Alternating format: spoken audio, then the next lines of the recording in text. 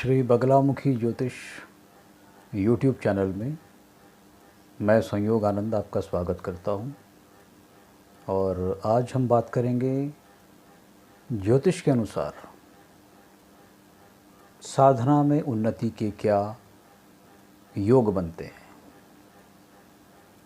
आपकी जन्म पत्रिका में ऐसे कौन से योग बनते हैं जो आपको आध्यात्म की ओर लेकर जाते हैं और आप अध्यात्म में उन्नति कर पाते हैं। आपने बहुत से उदाहरण ऐसे देखे होंगे जहाँ पर लोग बहुत उच्च पदों पर पहुँचते हैं, आईएएस बनते हैं, आईपीएस बनते हैं, बहुत बड़े उद्योगपति बनते हैं, बहुत बड़े अभिनेता बनते हैं, बहुत बड़े खिलाड़ी बनते हैं, या अपने अपने किसी भी क्षेत्र में बहुत बड़े दिग्गज बन जाते हैं। आईटी सेक्टर में या कोई बहुत बड़े डॉक्टर बन जाते हैं, कोई एक्सपर्ट बन जाते हैं। उसके बाद अचानक से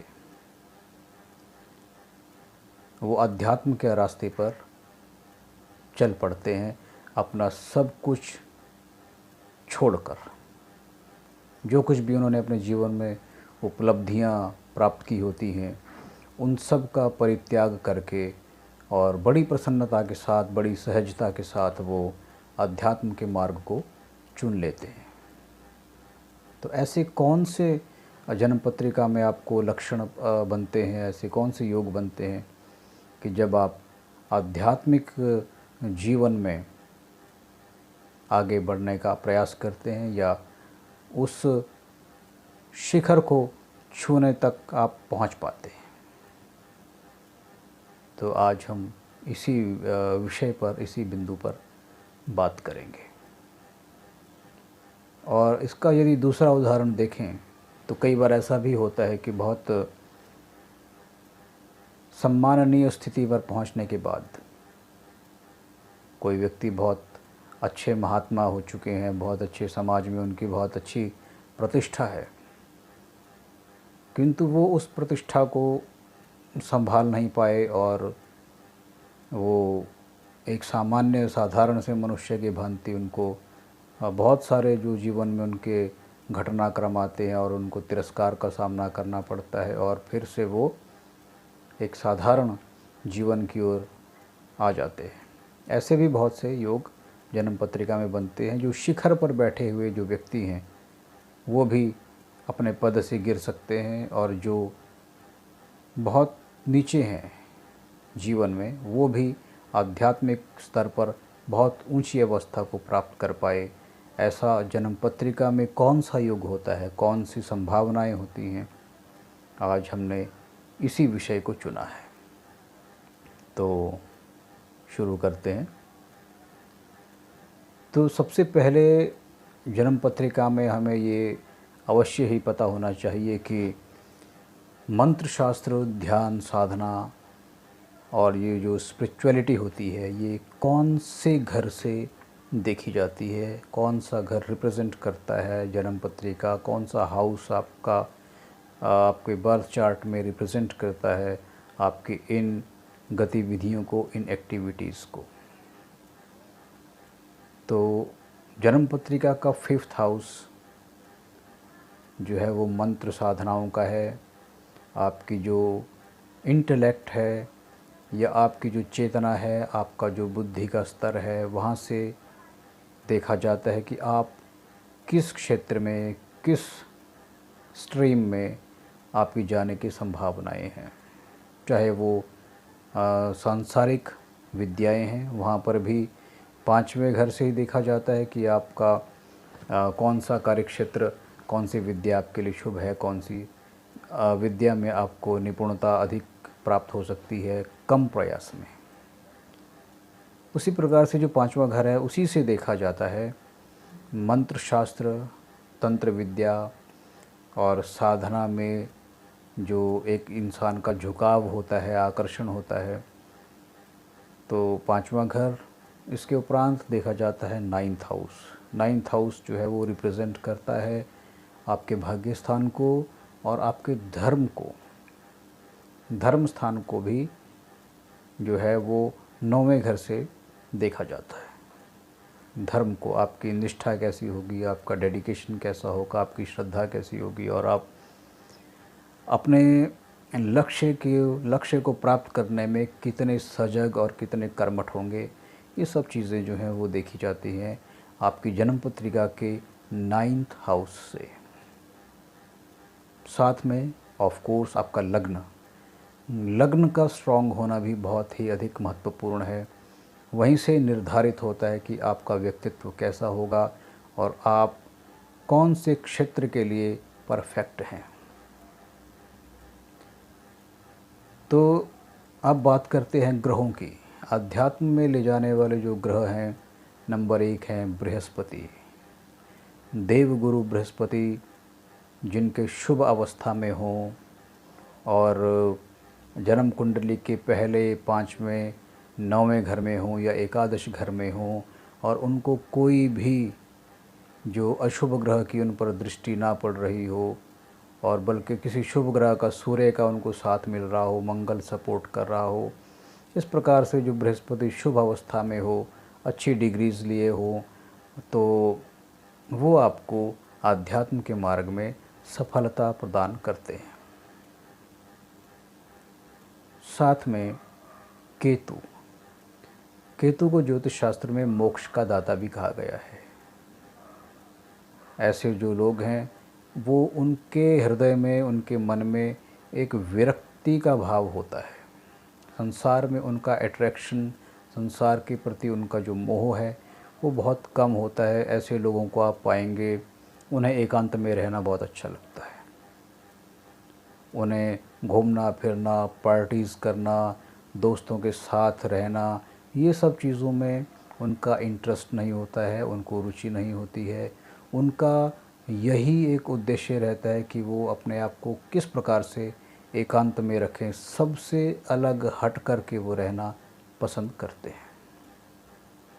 ऐसी ही स्थिति राहु की होती है। राहु को अधिकतर लोग ज्योतिष शास्त्र में अशुभ मानते हैं, किंतु जब बात आती है अध्यात्म की, बात आती है मंत्र शास्त्र की, बात आती है साधनाओं के क्षेत्र की, तो वहाँ पर राहु एक बहुत ही महत्वपूर्ण पक्ष लिए हुए है।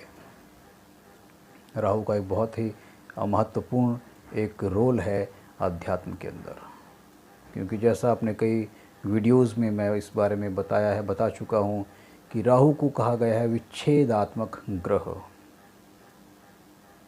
कनेक्शन को ब्रेक करता है।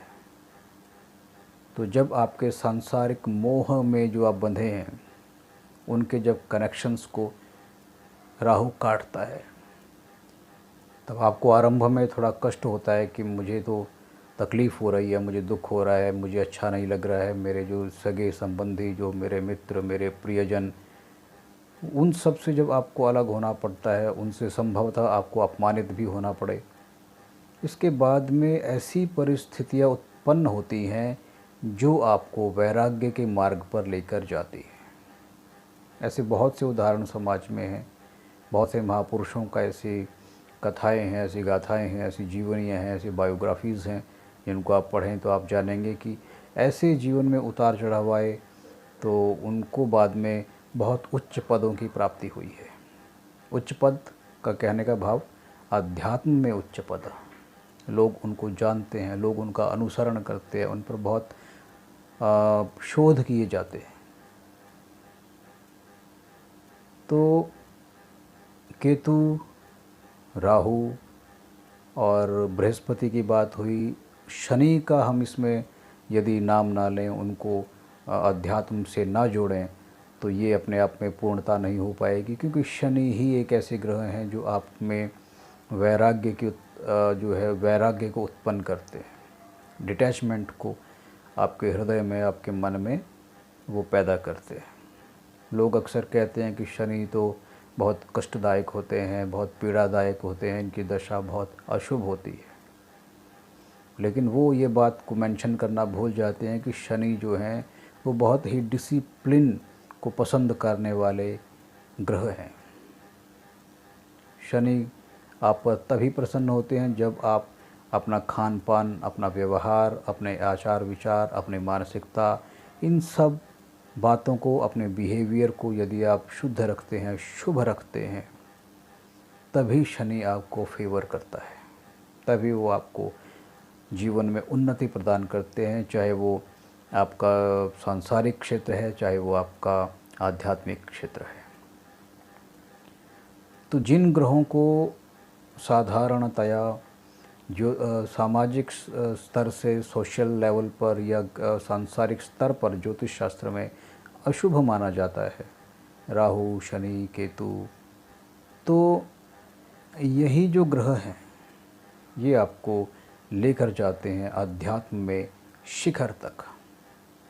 इनकी स्थिति देखी जाती है, कौन सा ग्रह किस अवस्था में, किस घर में, कितने अंश का, कितनी डिग्रीज़ का होकर बैठा है, और कौन से ग्रहों की उन पर दृष्टि है। ये सब बड़ा गहन, इसका विश्लेषण करने के बाद ही हम समझ पाते हैं कि आप आध्यात्मिक जीवन में कितना आगे जाएंगे। कई बार आप ऐसा भी देखते हैं कि शुरू में लोग बहुत अधिक, आपको लगेगा कि बहुत अच्छे आध्यात्मिक जीवन को जी रहे हैं। कुछ समय के बाद आप देखते हैं कि वो जितने आध्यात्मिक थे उससे अधिक उनका कुछ और ही जो है जीवन बन जाता है। वो पूरी तरह से सांसारिकता में लीन हो जाते हैं। बहुत सारे उदाहरण हैं, हमें अधिक कहने की आवश्यकता नहीं है, क्योंकि उदाहरण आपके सामने ही हैं। सोशल मीडिया के माध्यम से, टेलीविज़न के माध्यम से, समाचार पत्रों के माध्यम से ऐसे अनेक उदाहरण हैं जो आप जानते हैं। प्रत्येक घटनाक्रम के पीछे एक ज्योतिष का नियम काम करता है। ग्रहों की जो एक पोजीशन है, ग्रहों की जो गतिशीलता है, ग्रहों का जो स्वभाव है, उन स्वभावों के कारण ही, ग्रहों के उन स्वभावों के कारण ही व्यक्ति के आचरण में, व्यवहार में परिवर्तन होता है। आज वैज्ञानिक भी इस बात को मानने लगे हैं कि ज्योतिष शास्त्र का हमारे जीवन में क्या महत्वपूर्ण एक स्थान है। डॉक्टर्स भी इवन आजकल मानते हैं, क्योंकि एस्ट्रोलॉजी के अंदर ऐसी बातें जब हम लोग बताते हैं, जो विद्वान एस्ट्रोलॉजर्स हैं वो बताते हैं कि कौन से ग्रह की दशा में कौन से रोग होने की संभावना होती है, तो आज जो बड़े बड़े डॉक्टर्स हैं वो भी ज्योतिष विज्ञान का जो महत्व है उसको समझने लगे हैं। वो भी इस बात को स्वीकार करते हैं कि जो भारतवर्ष की जो प्राचीन जो विद्याएं हैं उनमें से एक जो हमारा ज्योतिष शास्त्र है, ये अपने आप में बहुत ही परफेक्ट है। किंतु हम लोग क्या करते हैं कि इसका गहनता से इसका अध्ययन नहीं कर पाते। जितना डीपली हमको इसका अभ्यास करना चाहिए, समझना चाहिए, उतना नहीं कर पाते। केवल सतही रूप से हम लोग इसकी जानकारी लेते हैं, और कई लोग तो ऐसा है कि सतही रूप से भी उनको जानकारी नहीं होती है, और बस वैसे ही बिना कहे कहना आरंभ कर देते हैं कि ज्योतिष में तो कुछ नहीं है जी, ज्योतिष तो इस प्रकार से जो लोग कहते हैं, मेरा आग्रह है कि आपको जब तक किसी विषय के बारे में पूरी जानकारी ना हो तो उसके बारे में कभी भी कोई टीका टिप्पणी नहीं करनी चाहिए। तो इस प्रकार से अपने वापस उसी मुद्दे पर आते हुए कि ज्योतिष शास्त्र में प्रत्येक घटनाक्रम के पीछे एक ग्रह, एक नक्षत्र का एक साइकिल होता है पूरा, जो रोटेट होता है। उसी रोटेशन के अनुसार आपको जीवन के जो विभिन्न जो घटनाक्रम हैं उनका फलादेश करने में सहायता प्राप्त होती है। तो आज का जो हमारा विषय था कि कौन से जो ग्रह हैं आपको आध्यात्म में लेकर जाते हैं। नंबर 1 बृहस्पति, उसके बाद में आपका शुक्र भी, जी शुक्र के विषय में हम कहना भूल गए। शुक्र देव गुरु बृहस्पति होते हैं तो दैत्य गुरु शुक्र होते हैं। शुक्र भी आपको आध्यात्मिक जीवन में, आध्यात्मिक उन्नति में बड़े सहायक होते हैं। यदि आपकी जन्म पत्रिका में शुक्र की अच्छी अवस्था है, कई लोग कहते हैं कि शुक्र तो आपको सांसारिकता देता है, शुक्र आपको जो ग्लैमरस लाइफ देता है, शुक्र आपको जो है वैभव देता है, लेकिन वो लोग इस बात को शायद नहीं समझ पा रहे हैं, शायद नहीं समझते हैं कि शुक्र भी आपको आध्यात्मिक उन्नति देता है। तंत्र मंत्र जो एक विज्ञान है, ये तभी पुष्ट होता है जब आपकी जन्म पत्रिका में शुक्र प्रबल हो।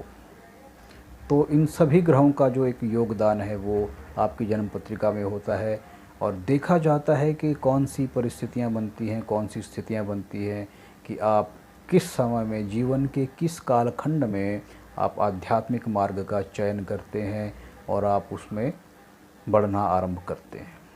यहाँ पर यह भी देखा जाता है कि ऐसी भी अवस्थाएं आती हैं कि जो लोग, जैसा कि अभी हमने बताया अभी कुछ मिनट पहले, कि बहुत ऊंची अवस्था पे लोग पहुंच जाते हैं, बहुत प्रतिष्ठा हो जाती है उनकी, और उसके बाद में वो उस ऊंचाई से भी फिसल जाते हैं और दोबारा से वहीं आ जाते हैं जहाँ से उनका जीवन आरंभ हुआ था। तो प्रत्येक घटनाक्रम ज्योतिष के अनुसार जो है वो ग्रहों पर आधारित है। आकाश में जितने ये खगोल शास्त्र में जितने ये ग्रह हैं, पिंड हैं, उन सब का हमारे जीवन पर, पूरी प्रकृति पर, जीव जंतुओं पर प्रभाव पड़ता है। तो इस प्रकार से आज हमने इस विषय पर अपना विचार रखा। आपको यदि इसमें कुछ और बात ऐड करनी है, कुछ आप इसमें कहना चाहते हैं, तो आप कमेंट बॉक्स में अपने विचार लिख सकते हैं और आपके विचारों का, आपके सुझावों का हम स्वागत करते हैं। और ज्योतिष से संबंधित आपका कोई भी प्रश्न है, कोई भी जिज्ञासा है, कुछ भी आप जानना समझना चाहते हैं, तो हमारा नंबर दिया गया है। आप कभी भी हमें व्हाट्सएप कर सकते हैं, हमें कॉल कर सकते हैं और हमारा प्रयास रहता है कि हम आपके प्रश्नों का जल्दी से जल्दी आपको उत्तर प्रदान करें। तो इन्हीं विचारों के साथ अपनी वाणी को मैं विराम देता हूँ। दोबारा किसी अन्य विषय को लेकर उपस्थित होऊंगा। तब तक के लिए धन्यवाद। नमस्कार। श्री बगलामुखी ज्योतिष यूट्यूब चैनल में मैं संयोग आनंद आपका स्वागत करता हूँ। शास्त्रों में गुरु तत्व के विषय में अनेक ग्रंथ लिखे गए हैं, अनेक स्तुतियाँ हैं, अनेक कथाएं हैं, अनेक दृष्टांत हैं। धन्य हैं वो लोग जिनके जीवन में गुरु हैं, और जो लोग अपने गुरु के बताए गए मार्ग का अनुसरण करते हैं, उनके बताए नियमों का पालन करते हैं, तो गुरु उनके जीवन में आने वाली प्रत्येक विपदाओं का, प्रत्येक संकटों का, प्रत्येक नकारात्मक परिस्थितियों का निवारण स्वयं करते हैं। भगवान श्री राम, भगवान श्री कृष्ण और जितने भी अन्य महापुरुष, सिद्ध महात्मा इस धराधाम पर आए, इस भूमंडल पर आए, सबने ही गुरु तत्व के विषय में अपने विचार प्रस्तुत किए हैं, अपने विचार रखे हैं। सबने इस बात को स्वीकार किया है कि अध्यात्म जगत में बिना गुरु कृपा के आपका प्रवेश और आपकी उन्नति, आपकी प्रगति संभव ही नहीं है। गुरु ही वो दिव्य शक्ति हैं जो आपको प्रतिपल आगे बढ़ने में सहायक होते हैं, जिनका मार्गदर्शन सदैव आपके लिए हितकारी होता है, जिनकी डांट भी आपके लिए प्रसाद स्वरूप होती है। इसलिए सदैव अपने गुरु के प्रति श्रद्धा, समर्पण, विश्वास बनाए रखना चाहिए। गुरु की प्रत्येक बात में कोई ना कोई रहस्य होता है, कोई ना कोई कारण होता है। इसलिए गुरु पर आपका अटूट विश्वास रहना बहुत आवश्यक है। गुरु ही वो पुल हैं जो आपको आपके इष्ट से जोड़ते हैं, आपको ईश्वर से जोड़ते हैं। इसलिए यदि आप ईश्वर को प्रसन्न करना चाहते हैं तो पहले अपने गुरु को प्रसन्न करना होता है। यदि आपके गुरु प्रसन्न हो जाते हैं तो ईश्वर को प्रसन्न करना बहुत सरल है। गुरुर्ब्रह्मा गुरुर्विष्णु गुरुर्देवो महेश्वरः गुरुर्साक्षात् परब्रह्म तस्मै श्री गुरवे नमः। ये जो श्लोक है, इसका अर्थ अपने आप में बहुत विराट है कि गुरुर्ब्रह्मा, गुरु ब्रह्मा की तरह। ब्रह्मा का क्या कार्य होता है? सृष्टि करना। तो ब्रह्मा की तरह गुरु आपके भीतर सद्गुणों का विकास करते हैं, सद्गुणों की सृष्टि करते हैं। जिससे आप एक अच्छे शिष्य बन सके, अच्छे साधक बन सके, अच्छे उपासक बन सके, अच्छे भक्त बन सके। आपके अंदर सभी सद्गुण विकसित हो सके। इसके बाद में गुरु विष्णु की भांति आपका पालन करते हैं, अर्थात जो उन्होंने सृष्टि की, सृष्टि के बाद में उसका पालन भी विष्णु करते हैं। सृष्टि ब्रह्मा ने की तो गुरु विष्णु रूप में पालन करते हैं, आपकी सदैव रक्षा करते हैं कि आप इस मार्ग से भटक ना जाएं। आपका प्रत्येक रूप से संरक्षण करते हैं, पालन करते हैं। और गुरुदेवो महेश्वर, महेश्वर का कार्य है संहार। आपके भीतर जो भी बुरी प्रवृत्तियां हैं, बुरे संस्कार हैं और अन्य जो भी नकारात्मकता आपके जीवन में है, आपके भीतर है, उसका संहार करते हैं गुरु महेश के रूप में। और गुरु रूप साक्षात परब्रह्म, गुरु को साक्षात परब्रह्म परब्रह्म की उपाधि दे दी गई कि यदि आपने गुरु को प्रसन्न किया, गुरु के बताए मार्ग का अनुसरण किया और गुरु आपकी किसी भी बात से प्रसन्न हो गए, तो आपके लिए ईश्वर को प्रसन्न करना अधिक कठिन नहीं है। जो लोग गुरु शिष्य परंपरा के प्रति अगाध श्रद्धा रखते हैं, वो इस बात को अवश्य ही समझते हैं, जानते हैं कि गुरु कृपा का जीवन में क्या महत्व होता है। इसलिए आपके जो भी गुरु हैं, अपने गुरु के प्रति आपके हृदय में प्रेम रहे, उनके प्रति आदर रहे, उनके प्रति समर्पण, श्रद्धा, विश्वास बना रहे। गुरु पूर्णिमा के अवसर पर मैं आप सबको यही शुभकामनाएं देता हूं और अपने जो मेरे स्वयं के गुरुदेव हैं, उनके प्रति भी मैं कोटि कोटि धन्यवाद और उनके प्रति कोटि कोटि आभार व्यक्त करता हूं। अपने गुरु की कृपा मुझे सदैव मिलती रही है और सदैव आगे भी उनका आशीर्वाद मेरे अंग संग रहे। इन्हीं विचारों के साथ अपनी वाणी को मैं विराम देता हूं और दोबारा किसी अन्य विषय को लेकर उपस्थित होऊंगा। तब तक के लिए धन्यवाद। नमस्कार। श्री बगलामुखी ज्योतिष यूट्यूब चैनल में मैं संयोग आनंद आपका स्वागत करता हूं। आज मैं आपको बताऊंगा 3 महत्वपूर्ण टिप्स के बारे में। 3 सूत्र आज मैं आपको दे रहा हूं, जिनको अप्लाई करने से आप जो भी साधना कर रहे हैं, जो भी स्पिरिचुअल प्रैक्टिसेस आप करते हैं, उनमें आपकी ग्रोथ, आपका विकास कितना जल्दी से होता है। इन 3 स्टेप्स को आप अपने जीवन में, अपनी साधना में अप्लाई करें, करके देखिए। नंबर 1, गुरु कृपा। गुरु कृपा is one of the important factor in spiritual practices, in spirituality. गुरु कृपा जो है वो जीवन में सबसे महत्वपूर्ण है। चाहे वो आपका सांसारिक कोई शिक्षा दीक्षा हो या आध्यात्मिक कोई भी आपका क्षेत्र हो, आध्यात्मिक और सांसारिक दोनों ही क्षेत्रों में गुरु कृपा का होना बहुत ही आवश्यक है। बिना गुरु के ना तो आप सांसारिक विद्याओं में निपुण हो सकते हैं, ना ही आध्यात्मिक विद्याओं में निपुणता को प्राप्त कर सकते हैं।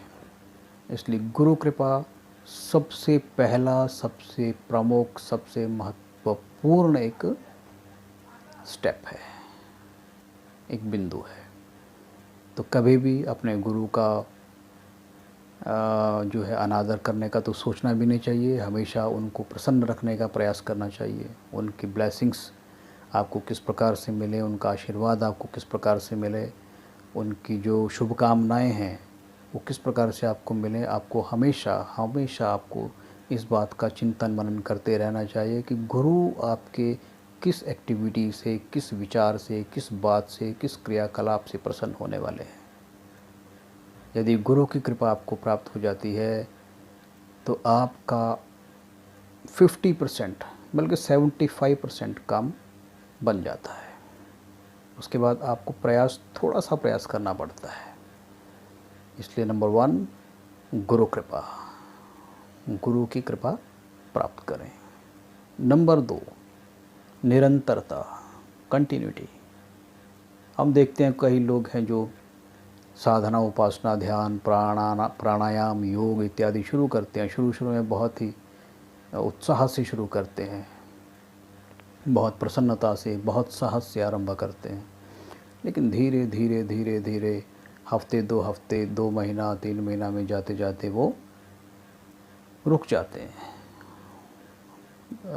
छोड़ देते हैं अपने जो अभ्यास है, जो उनकी जो ये स्पिरिचुअल जो एक्टिविटीज़ हैं, जो गतिविधियां हैं, जो ध्यान है, साधना, उसको धीरे धीरे वो छोड़ना शुरू कर देते हैं। तो ये एक बहुत बड़ी बाधा है। हम लोगों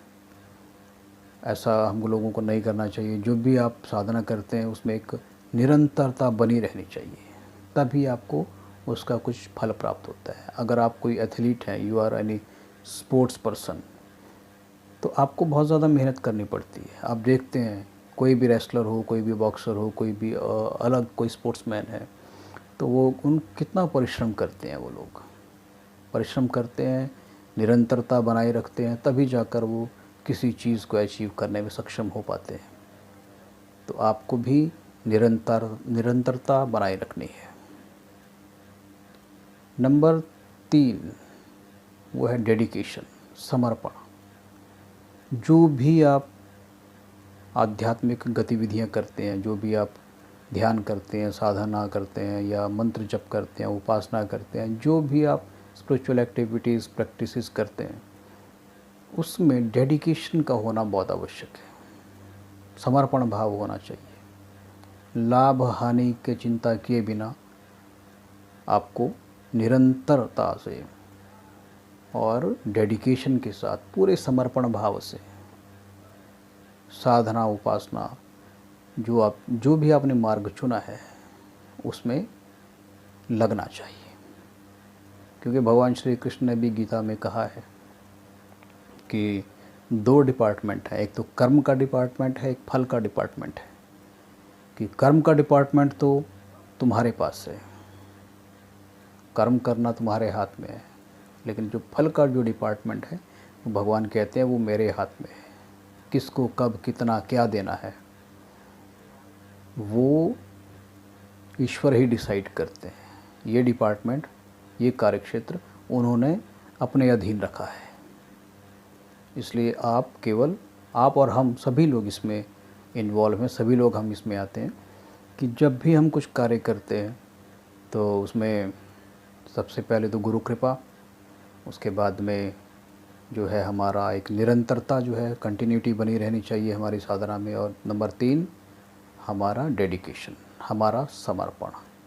ये 3 सूत्र बहुत ही बेसिक सूत्र हैं, मास्टर की कह सकते हैं आप इनको अध्यात्म का, और बहुत ही महत्वपूर्ण। These are 3 important pillars in spiritual practices.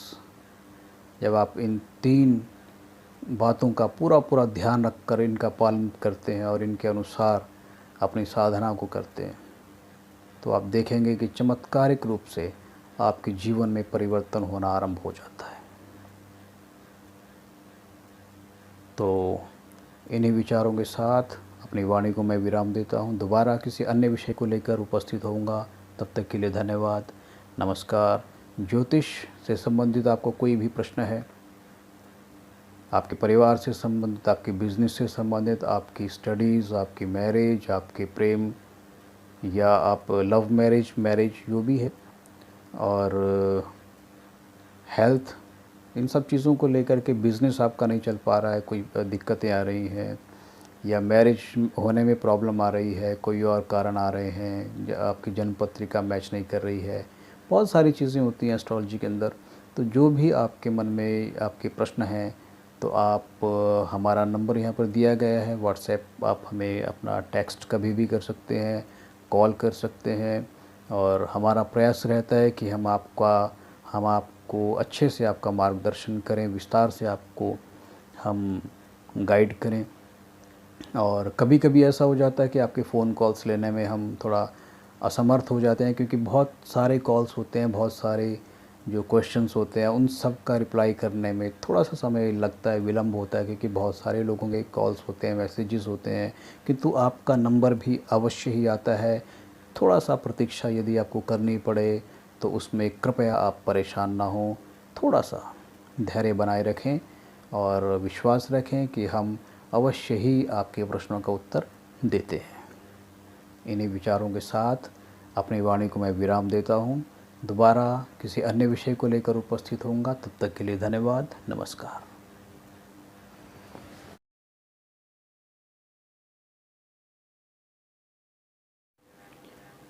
Shri Baglamukhi ज्योतिष यूट्यूब चैनल में मैं संयोगानंद आपका हार्दिक स्वागत करता हूं। आज हम बात करेंगे ज्योतिष के अनुसार ऐसी कौन सी स्थिति होती है कि जब आप पर यदि कोई तंत्र प्रयोग करता है, कोई जादू टोना टोटका इत्यादि कोई अभिचारिक कर्म करता है, तो आप पर तुरंत उसका प्रभाव होता है और आपको हानि हो सकती है।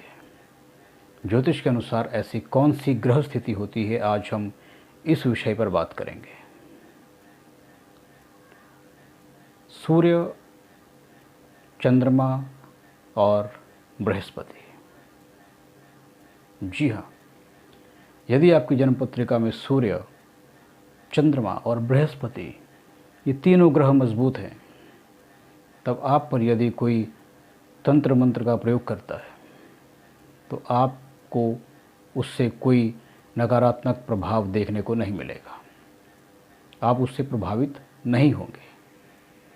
साथ में यदि आप अपना नित्य कर्म, अपनी पूजा, अपना पाठ, जो आप नित्य कर्म जो भी आप करते हैं, यदि आप किसी मंत्र का उपासना करते हैं, कोई जप करते हैं, तो यदि आप नियमित रूप से अपना कोई ना कोई नित्य कर्म में आप समय देते हैं, तब भी आप पर इस प्रकार के तंत्र मंत्र का जो प्रयोग है वो निष्फल होता है। सूर्य, चंद्रमा और बृहस्पति। ज्योतिष शास्त्र के अनुसार सूर्य जो है वो रिप्रेजेंट करता है आपके आत्मबल को, आपके कॉन्फिडेंस लेवल को। चंद्रमा जो है उससे देखा जाता है आपके मन स्थिति को, आपके मन को, आपके विचारों को। और जो बृहस्पति है, बृहस्पति प्रतिनिधित्व करता है आपके विजडम को, आपके ज्ञान को। और जब भी ये तीनों ग्रह राहु या शनि के संपर्क में आते हैं, या इन तीनों ग्रहों पर राहु या शनि की दृष्टि हो, या फिर राहु या शनि इन तीनों ग्रहों में से किसी एक के साथ भी बैठा हो, तो ऐसे में अशुभ स्थितियां बनती हैं। और आप पर यदि कोई भी तंत्र मंत्र, जादू टोना टोटका, ब्लैक मैजिक इत्यादि करता है, तो आप उससे बहुत जल्दी प्रभावित होते हैं। इसलिए अपनी जन्म पत्रिका और अपनी जो ग्रह स्थिति है उसके विषय में आपको अवश्य ही जानकारी होनी चाहिए। और यदि आप चाहते हैं कि हम आपकी जन्म पत्रिका और आपकी जो समस्याएं हैं उनके विषय में आपसे डिस्कस करें, आपसे आपको परामर्श दें, आपका मार्गदर्शन करें, तो आप हमारे दिए गए नंबर पर संपर्क कर सकते हैं। और हमारा प्रयास रहता है कि आपका विस्तार से उचित मार्गदर्शन किया जा सके। इन्हीं विचारों के साथ अपनी वाणी को मैं यहीं पर विराम देता हूं। दोबारा किसी अन्य विषय को लेकर उपस्थित होऊंगा, तब तक के लिए धन्यवाद, नमस्कार। मेरे वीडियोस को लाइक करिए, शेयर करें और कमेंट अवश्य करिए। अगर मेरे चैनल को आपने सब्सक्राइब नहीं किया है अभी तक, तो इसे सब्सक्राइब करिए, और यदि सब्सक्राइब कर लिया है तो इसे अधिक से अधिक लोगों तक शेयर करिए। इस जानकारी को, इस ज्ञान को, इस नॉलेज को आप आगे से आगे जितना फैलाएं उतना ही अच्छा है। इन्हीं विचारों के साथ धन्यवाद, नमस्कार।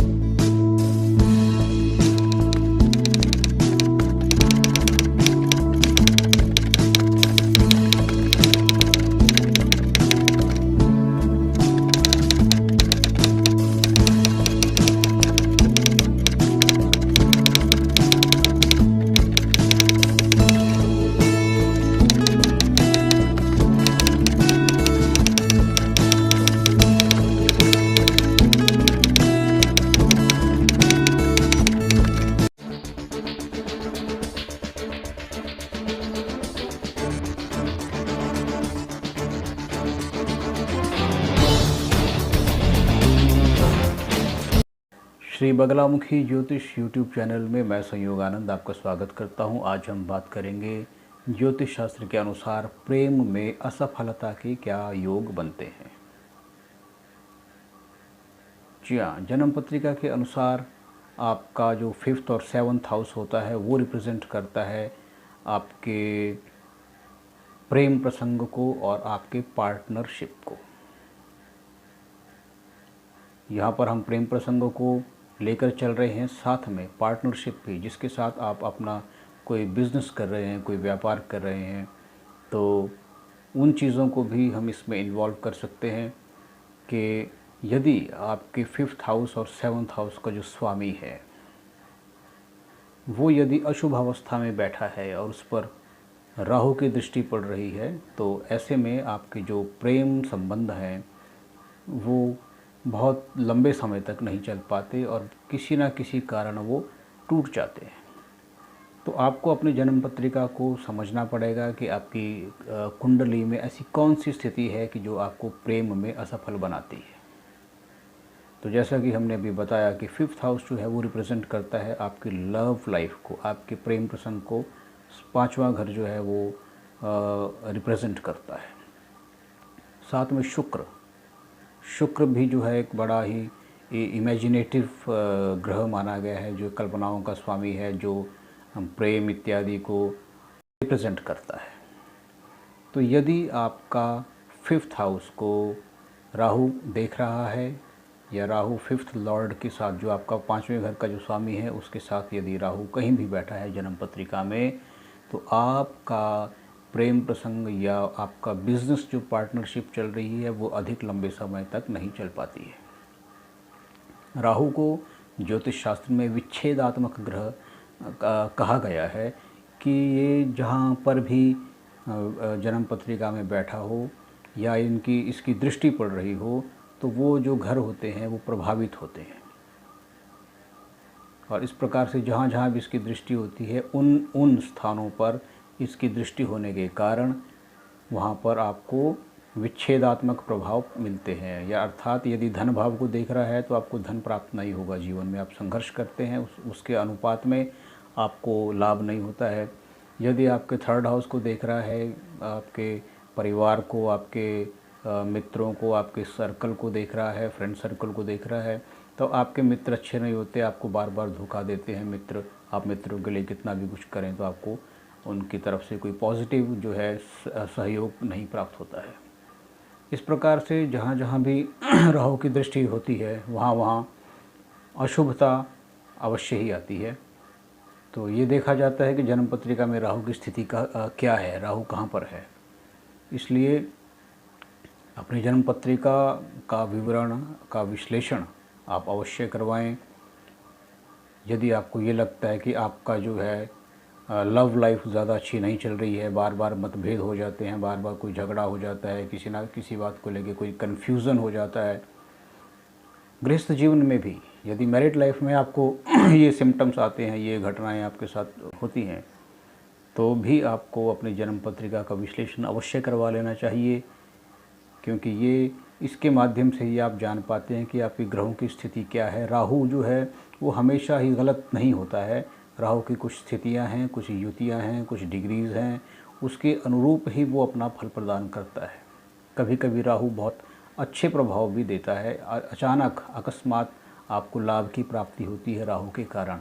कोई अचानक ही आपको कोई प्रमोशन मिल जाती है राहु के कारण। आपको अचानक ही कोई विदेश से आपको कोई नियुक्ति पत्र प्राप्त होता है, कोई इनविटेशन प्राप्त होता है, कोई स्पॉन्सरशिप प्राप्त हो जाती है राहु के कारण। तो राहु को आप हमेशा ही गलत नहीं मान सकते हैं। ये देखा जाता है विश्लेषण करते समय कि जन्म पत्रिका में राहु की स्थिति क्या है। इन्हीं विचारों के साथ अपनी वाणी को विराम देता हूँ। दोबारा किसी अन्य विषय को लेकर उपस्थित होऊंगा। तब तक के लिए धन्यवाद। नमस्कार।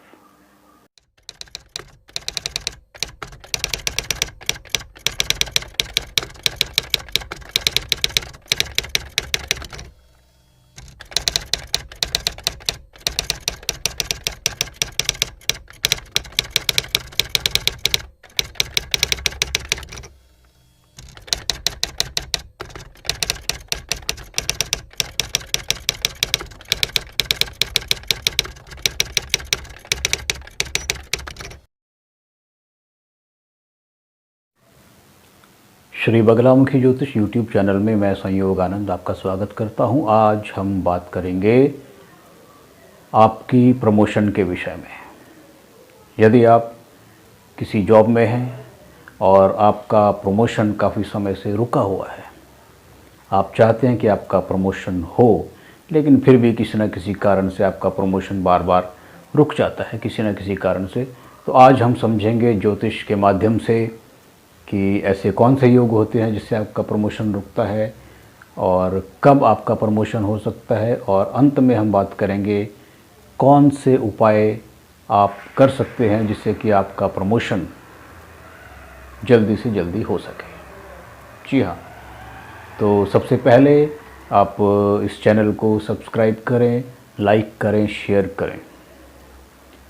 और अब हम शुरू करते हैं। जन्म पत्रिका में जब हम प्रोफेशन के बारे में देखते हैं, जॉब के बारे में देखते हैं, तो हम चुनते हैं 10वें घर को, क्योंकि जो जन्म पत्रिका का 10th हाउस होता है वो प्रतिनिधित्व करता है आपके कार्यक्षेत्र का।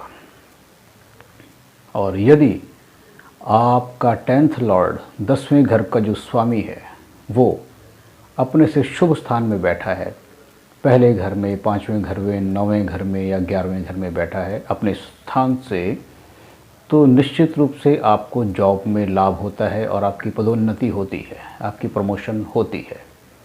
और यदि आपके जो ग्रह हैं गोचर में अशुभ अवस्था में बैठे हैं, उन पर शनि की, राहु की या केतु की दृष्टि उन पर पड़ रही है, तो आपकी जो प्रमोशन की जो संभावनाएं हैं उनको ये जो अशुभ ग्रह हैं वो बाधित करते हैं। इसी प्रकार से इस कुंडली का, इस जन्म पत्रिका का जो विश्लेषण होता है वो बहुत अन्य तरीक़ों से भी देखा जाता है। ग्रहों की युति, ग्रहों की दृष्टियाँ, ग्रहों की जो है डिग्रीज़, इस प्रकार से देखने के बाद में पता चल पाता है कि आपकी जो प्रमोशन है वो किस समय में शुभ रहेगी और किस समय में आप अपनी प्रमोशन के लिए प्रयास करें। क्योंकि जन्म पत्रिका में ग्रह शुभ होने के साथ साथ वो आपकी महादशा, अंतर्दशा, प्रतंत्र दशा में समय भी आपके अनुकूल चलना चाहिए, तभी उसी समय में किया गया कोई भी प्रयास जो है वो सफल होता है। तो आप जब भी प्रमोशन के विषय में बात करें, प्रमोशन चाहें, तो उस समय में अपने जन्म पत्रिका का विश्लेषण अवश्य करवा लें आपको, ताकि पता चल सके कि आपका ग्रह किस भाव में, किस स्थिति में है, कहीं वो कम्बस्ट अवस्था में, अस्त अवस्था में तो नहीं है। तभी यदि ऐसे योग बनते हैं तभी बाधाएं आती हैं, तभी रुकावटें आती हैं।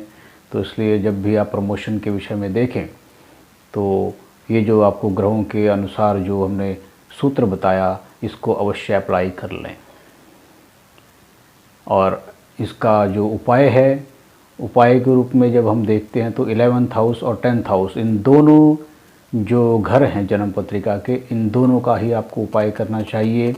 10वें घर का जो ग्रह है उससे संबंधित उपाय कर सकते हैं, उससे संबंधित आप स्टोन धारण कर सकते हैं, रत्न धारण कर सकते हैं, और 11th हाउस से रिलेटेड भी आप स्टोन धारण कर सकते हैं। लेकिन रत्न धारण करते हुए भी आपको ये विशेष ध्यान रखना है कि इन ग्रहों को यदि छठे घर में, 8वें घर में और 12वें घर में यदि आपके जो ये ग्रह बैठे हैं, तब आपको स्टोन धारण नहीं करना होता है। यदि आप ऐसे में ये स्टोन धारण करते हैं तो नुकसान भी हो सकता है। इसलिए जब भी आप रत्न धारण करते हैं तो धारण करने से पहले अपने जन्म पत्रिका का विश्लेषण अवश्य करवा लें, ताकि आपको पता चल सके कि कौन सा ग्रह, कौन सा रत्न आपके लिए शुभ है या अशुभ है। जो उपाय है, इसके लिए आप एक मंत्र का उपाय कर सकते हैं, जिसमें आप माँ दुर्गा का बीज मंत्र जो है ओम आइम ह्रीम क्लीम चामुंडा यही विच्चे, इस मंत्र की 1 माला या 3 माला या 5 माला प्रतिदिन कर सकते हैं, जिससे कि आपकी प्रमोशन जल्दी से जल्दी होने के योग बनते हैं।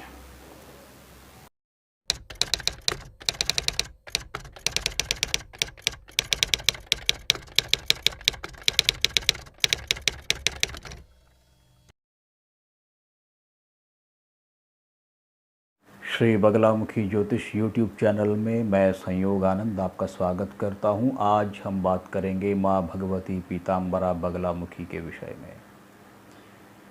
माँ पीताम्बरा 10 महाविद्याओं में 8वें स्थान पर आती हैं। 10 महाविद्याएं क्या हैं, इन्हें एक श्लोक के माध्यम से प्राचीन जो साहित्य है उसमें ये श्लोक वर्णित है। काली तारा महाविद्या षोडशी भुवनेश्वरी भैरवी छिन्नमस्ता च विद्या धूमावती तथा बगला सिद्ध विद्या च मातंगी कमलात्मिका एता 10 महाविद्या सिद्ध विद्या प्रकीर्तिता। इस श्लोक में 10 महाविद्याओं के नाम बताए गए हैं, जिनमें 8वां जो स्थान है वो माँ भगवती पीताम्बरा बगलामुखी का है। बगलामुखी माता की उपासना किस लिए की जाती है? शत्रु शांति के लिए। यदि आपको कोई परेशान कर रहा है, कोई शत्रु से आप परेशान हैं, तो उसमें भगवती पीताम्बरा की उपासना की जाती है। तो एक मुख्य बात जो देखी जाती है कि माँ बगलामुखी का एक ही जो मंत्र है उसका बहुत अधिक प्रचार है। हर कामना में लोग उसी एक ही मंत्र का अनुष्ठान करते हैं, चाहे वो शत्रु से परेशान है, चाहे उनको धन से संबंधित कोई समस्या है, चाहे उनको कोई और समस्या है, एक ही मंत्र। जबकि ये जो मंत्र है ये विशेष रूप से शत्रु शांति के लिए है। यदि आप शत्रुओं से परेशान हैं तो शत्रु भय से मुक्ति के लिए इस मंत्र का विधान बताया गया है। लेकिन यदि आपको लक्ष्मी प्राप्ति के लिए या किसी और कामना के लिए, किसी के वशीकरण और आकर्षण इत्यादि में जब आप इस मंत्र का प्रयोग करते हैं तो आपको किसी अन्य मंत्र का उसमें उपयोग करना चाहिए। जो माँ बगलामुखी के और भी अनेकों मंत्र हैं जो कि अभी समाज में जो है वो इतने प्रचलित नहीं हैं, वो केवल आपको प्राप्त होते हैं किसी योग्य गुरु के पास, किसी योग्य आचार्य के पास, किसी ऐसे महात्मा के पास जिनके पास ये विद्याएं हैं। तो एक ही मंत्र को आप हर जगह, जैसे मैथ का कोई एक फार्मूला है, आप उसको हर जगह उसको अप्लाई नहीं कर सकते। उसी प्रकार से जो एक मंत्र है उसको आप हर कामना की पूर्ति में प्रयोग नहीं कर सकते हैं। इसलिए इस बात का आप विशेष ध्यान रखें कि आप चाहते कुछ और हैं, प्रार्थना कुछ और कर रहे हैं और मंत्र उसमें कुछ और है। मंत्र का जो भावार्थ है उसको समझना बहुत आवश्यक है जप के समय। यदि आप मंत्र के भाव को बिना समझे, बिना जाने जपते हैं तो उस मंत्र का फल आपको प्राप्त नहीं होता है। इसलिए जब भी किसी मंत्र का जप करें तो उस मंत्र का अर्थ क्या है, उस अर्थ का मनन हमेशा अपने मन में करते रहना चाहिए, तभी ये मंत्र फलीभूत होता है। अब आपको आवश्यकता तो लक्ष्मी की है, आप धन की प्राप्ति करना चाहते हैं और आप मंत्र जप कर रहे हैं शत्रु शांति के लिए, तो वहाँ पर आपको माँ बगलामुखी पीताम्बरा का वो मंत्र चुनना चाहिए, उस मंत्र का प्रयोग करना चाहिए, जप करना चाहिए जो कि लक्ष्मी प्राप्ति से संबंधित है। इस प्रकार से बहुत सारे अलग अलग जो लोगों की कामनाएं हैं उनके लिए अलग अलग मंत्रों का विधान शास्त्रों में दिया गया है। साथ ही साथ जो हवन होता है, जो यज्ञ होता है, यज्ञ में जो आहुति जो होती है वो भी अलग अलग बताई गई है, किस कामना के लिए किस वस्तु से हवन करना चाहिए।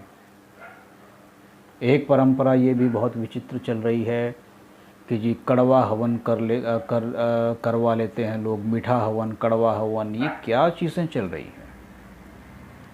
ऐसा कहीं पर भी जो प्रामाणिक जो ग्रंथ हैं, प्रामाणिक जो स्रोत हैं, प्रामाणिक जो सोर्स हैं, वहाँ पर कहीं भी ये कड़वा हवन, मीठा हवन, लाल मिर्ची हवन, इन सब का कहीं पर भी वर्णन नहीं है। यदि आपके पास किसी प्राचीन ग्रंथ में इसका वर्णन उपलब्ध है तो मेरा आग्रह है कि आप उसका कोई फ़ोटो लेकर के या कोई ऑडियो का कोई स्रोत है तो आप मुझे व्हाट्सएप कर सकते हैं, ताकि मैं अपने ज्ञान की मेरी वृद्धि हो सके, कि कहीं पर भी ऐसा वर्णन हो कि जी कड़वा हवन करवाइए, मीठा हवन करवाइए या मिर्ची का हवन करवाइए। ग्रंथ प्रामाणिक हो, जहाँ पर जिसको आप प्रामाणिक मानते हैं। प्रामाणिक उन्हीं को माना जाता है जो प्राचीन ग्रंथ हैं। तो यदि आपके पास ऐसा कोई उदाहरण है तो आप भेज सकते हैं हमें, क्योंकि जहाँ तक हमारा अनुभव है, हम जितने भगवान के आशीर्वाद से अभी तक हमें बहुत योग्य संत जनों का सानिध्य प्राप्त होता रहा है और हमें उनके माध्यम से जो भी ज्ञान, जो भी मंत्र शास्त्र, जो भी विधियाँ प्राप्त हुई हैं, उन्हीं के अनुसार हम इस बात को कह सकते हैं। हवन जब करते हैं तो हवन में भी उसका अनुपात होता है, सामग्री का अनुपात, उसमें कौन सी वस्तु किस मात्रा में होनी चाहिए। माँ भगवती पीताम्बरा के जो यज्ञ होते हैं, हवन होते हैं, उसमें विशेष रूप से हल्दी की गांठ जो होती है वो प्रयोग की जाती है। और अलग अलग कामनाएं हैं, शत्रु शांति करना है, शत्रु आपको परेशान कर रहे हैं तो आप उनसे रक्षा चाहते हैं, रक्षा आपको प्राप्त हो, तो उसके लिए माँ का हवन करते समय किस सामग्री का प्रयोग करना चाहिए। किसी से वाद विवाद में आप उलझे हुए हैं, उससे आप निवृत्ति चाहते हैं, तो उसके लिए किन वस्तुओं का हवन होना चाहिए। तो ये सब की सब जो जानकारी है ये आपको प्राप्त होती है किसी विद्वान आचार्य के पास। यदि आपके आसपास ऐसे आचार्य, ऐसे महात्मा उपलब्ध हैं तो बहुत अच्छी बात है, ये आपका सौभाग्य है, आप उनसे चर्चा कर सकते हैं। यदि आपके आसपास कोई ऐसे व्यक्ति उपस्थित नहीं हैं जो आपको इस विषय में जानकारी दे सकें तो आपका स्वागत है। आप कभी भी हमें फ़ोन कर सकते हैं, कभी भी हमें व्हाट्सएप कर सकते हैं। हमारा प्रयास रहता है कि आपका उचित मार्गदर्शन किया जा सके। ज्योतिष से संबंधित और माँ पीताम्बरा बगलामुखी के यज्ञ अनुष्ठान, यंत्र आवरण पूजा इत्यादि से संबंधित कुछ भी आप जानना चाहते हैं तो आपका स्वागत है। हमारा प्रयास रहता है आपका उचित मार्गदर्शन किया जा सके। तो इन्हीं विचारों के साथ अपनी वाणी को मैं विराम देता हूँ। दोबारा किसी अन्य विषय को लेकर उपस्थित होऊंगा, तब तक के लिए धन्यवाद, नमस्कार। और मेरे चैनल को आप सब्सक्राइब करें, इसे अधिक से अधिक लोगों तक शेयर करें। जो भी माँ भगवती पीताम्बरा के उपासक हैं, उनके भक्त हैं, उन तक ये हमारे संदेश को, हमारे इस मैसेज को आप पहुँचाएँ। यदि आप चाहते हैं कि शनि आपके जीवन में दुख, दारिद्र्य, कष्ट, संताप और अत्यधिक संघर्ष लेकर ना आए, बल्कि आपके जीवन में सुख, समृद्धि, आनंद आपको प्राप्त हो, तो इसके लिए आपको कुछ बातों का विशेष ध्यान रखना पड़ेगा। क्योंकि कुछ गलतियां ऐसी हैं जो हम में से लगभग 90% लोग अपने जीवन में करते हैं, और उनके जीवन में इन गलतियों के कारण अनेक प्रकार के दोष, अनेक प्रकार के विघ्न आने लगते हैं। कौन से वो दोष हैं, कौन सी वो गलतियां हैं, आज हम इसी पर बात करेंगे। आपने देखा होगा बहुत से लोग ऐसे होते हैं जो किसी की सेवाएं लेते हैं, जैसे किसी मज़दूर की, जो लोग बहुत ज़्यादा परिश्रम करते हैं, कोई रिक्शा चालक जो कि बहुत परिश्रम से अपनी आजीविका कमाता है, या इस स्तर के बहुत से अन्य लोग जो कि अपने पसीना बहा करके बहुत ही कठोर परिश्रम के द्वारा बहुत कम धन अर्जित करते हैं और बहुत कठिनता से अपना जीवन यापन कर पाते हैं। तो ऐसे लोगों का प्रतिनिधित्व करता है शनि। यदि आप निर्धन लोगों का, मेहनत करने वाले लोगों का तिरस्कार करते हैं, उनको उनका पारिश्रमिक नहीं देते हैं, उनका वेतन नहीं देते हैं, उनके द्वारा जो आपने सेवा ली, जो उनसे काम करवाया, उसके बदले में आप उन्हें धन नहीं देते हैं, आनाकानी करते हैं, बहाना बनाते हैं, तो ये आपके जीवन में अनेक प्रकार की बाधाएं, अनेक प्रकार के विघ्न लेकर के आता है। बहुत से ऐसे लोगों को आपने देखा होगा कि जो किसी व्यक्ति से बहुत कठोर परिश्रम करवा लेते हैं सुबह से लेकर शाम तक, और जब शाम को उसका पारिश्रमिक देने का समय आता है तो लोग बहाना बना देते हैं कि आज नहीं कल आना, या उसको जितना पारिश्रमिक देना होता है वो पारिश्रमिक उसको नहीं देते, उतना पैसा उसको नहीं दिया जाता, बहुत कम राशि उसको दी जाती है, और उसको कभी कभी ऐसा भी देखा जाता है कि उसका तिरस्कार किया जाता है, उसको अपमानित किया जाता है। तो इस प्रकार की जो घटनाएं हैं ये लोगों के लिए बहुत कष्टकारक आगे आने वाले समय में बनती हैं। क्योंकि ज्योतिष शास्त्र के अनुसार यदि हम बात करें तो जो भी ये मेहनत मजदूरी करके जो लोग अपना जीवन यापन करते हैं, इनका प्रतिनिधित्व करता है स्वयं शनि। शनिदेव इन सब लोगों के एक प्रकार से स्वामी होते हैं। यदि आप मेहनतकश लोगों का, मज़दूर लोगों का, इस वर्ग का विशेष ध्यान रखते हैं, इनकी जो आप सेवाएं लेते हैं, ये जो भी आपकी सेवा करते हैं, आप बदले में प्रसन्नता से इनको धन देते हैं या इनको वस्त्र इत्यादि भेंट करते हैं, कुछ मिष्ठान इत्यादि आप इनको देते हैं, तो इनकी प्रसन्नता से आपके अटके हुए कार्य, बनते हुए कार्यों में जो विघ्न आ रहे होते हैं वो दूर होते हैं। तो इसलिए किसी भी निर्धन का, किसी भी ऐसे व्यक्ति का जिससे आपने सेवाएं ली हैं, जिसने आपके लिए कुछ कार्य किया है और आपने उसका वेतन नहीं दिया, उसको पैसा नहीं दिया और उसका आपने तिरस्कार किया, उसका आपने अपमान किया, तो ये दोष, ये गलती आपको अपने जीवन में कभी नहीं करनी है यदि आप चाहते हैं कि आप अपने जीवन में उन्नति करें, प्रगति करें और आपका जीवन सुख साधनों से परिपूर्ण हो। ज्योतिष शास्त्र में शनि को न्यायाधीश कहा गया है। बहुत से लोग शनि महाराज से, शनिदेव से डरते हैं कि उनकी महादशा तो बहुत कष्टकारक होती है।